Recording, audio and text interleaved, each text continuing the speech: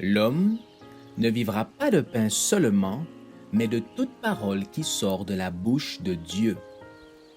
Voici votre moment de méditation quotidienne.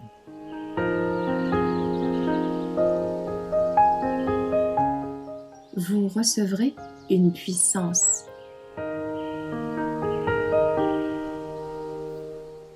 Le contentement, le 15 mars. Je ne dis pas cela en raison de mes besoins, car j'ai appris à me contenter de l'état où je me trouve. Philippiens 4, verset 11. Les fidèles témoins de Dieu n'essaient pas de faire ce que le Christ a déclaré être impossible, c'est-à-dire chercher à servir Dieu et Mammon en même temps.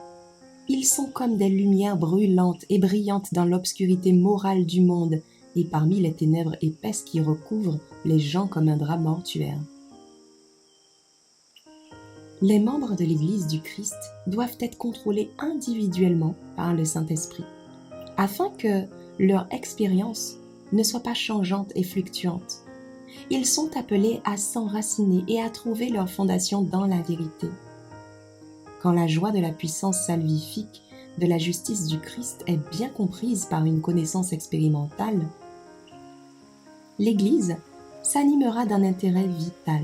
Certains enseigneront aux transgresseurs le chemin de Dieu, et les pécheurs se convertiront à la vérité telle qu'elle se trouve en Jésus.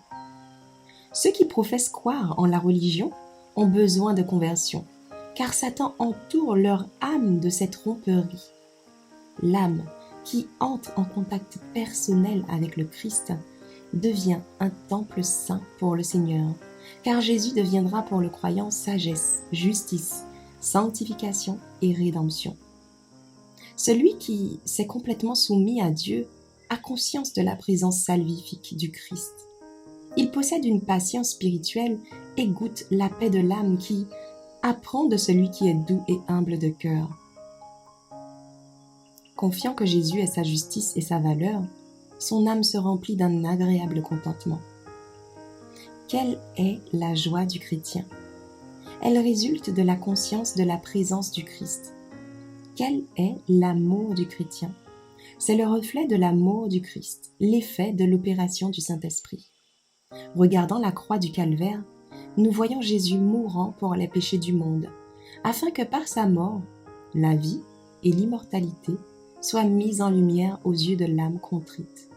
Jésus est tout en tous, et sans lui, nous ne pouvons rien. Sans le Christ, la vie spirituelle serait impossible.